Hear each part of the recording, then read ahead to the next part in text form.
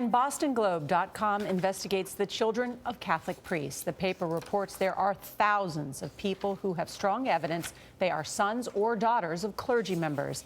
They say they're often neglected or shamed into silence. In an interview you'll see only on CBS This Morning, Boston Globe Spotlight team reporter Michael Rezendes is here. But first, we have a look at Spotlight's legacy of groundbreaking reporting. Mr. Gagan, what do you say to your alleged victims? Gagan is accused of molesting dozens of children from the 1960s until his retirement in 1993. In 2002, the Boston Globe Spotlight team ran more than 600 reports revealing a scandal within the Catholic Church. Hundreds of priests had sexually abused thousands of children over decades, and church leaders covered it up. Unprecedented calls for the resignation of the most powerful man in the American Catholic Church, Cardinal Bernard Law. The paper won a Pulitzer Prize for the coverage. They knew, and they let it happen. 2 kids. Okay? The reporters became the story in the 2015 movie Spotlight. And the Oscar goes to... It won 2 Oscars, including Best Picture. Spotlight.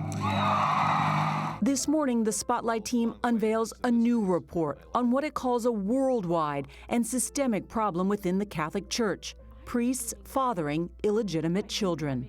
I was blaming myself, like I was his mistake. By him having a child, I was his mistake. Well, we reached out to Vatican officials for a statement regarding this new reporting from the BostonGlobe.com, but they declined to comment. The Boston Globe's Michael Rezendes joins us now. Good morning. Good morning. First, this is incredible reporting. I know you spent so much time on it. First, how many children of priests might there be? Well, we know there are many more than people assume, probably in the thousands. Just recently, about 2 years ago, a son of a priest in Ireland set up a website called Coping International, and he's heard from scores of people from all over the world who are the sons and daughters of Catholic priests. What prompted you to start this investigation? I first heard from a fellow named Jim Graham, who's in the story today on Globe.com. And Jim spent many years tracking down evidence that a priest was his father. I was impressed with what he suffered, the pain he endured, and I was impressed with his detective work. But still, it was just one person. And it wasn't until Vincent Doyle called me and gave me the information he'd collected through his website that I realized this was a systemic situation and deserved my full attention. Systemic is an interesting word because it is said that the church would like you to believe these are very rare exceptions. Yes, that's correct.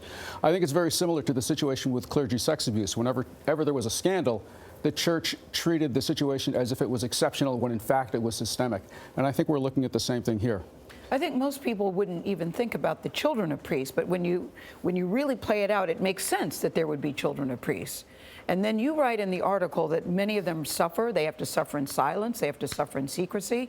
How does it affect them growing up?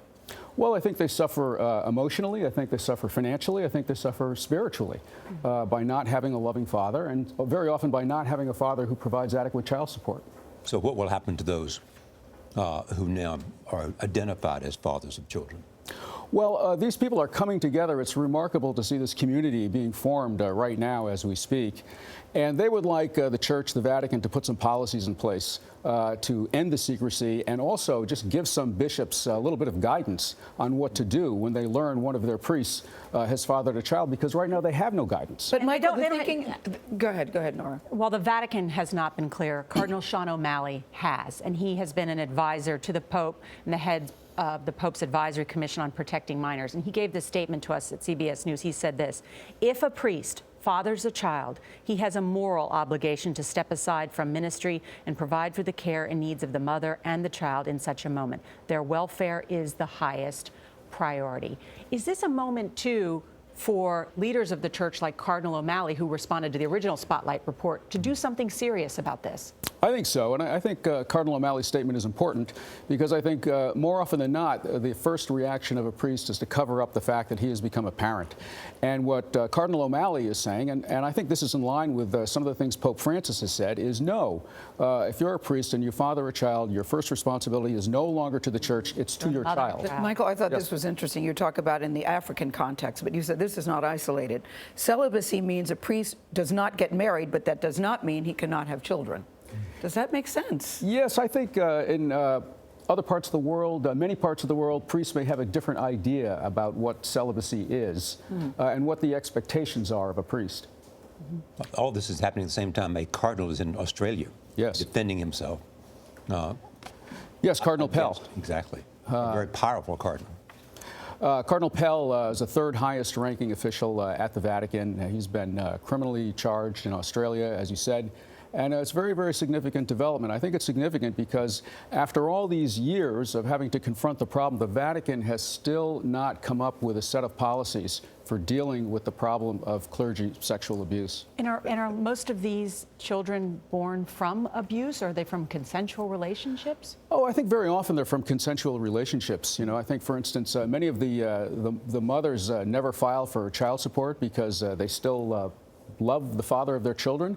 Often they're devout Catholics who believe that the man who fathered their child is not only a father but a representative of God. And often they were told, I'm going to get out of the priesthood and we'll be together.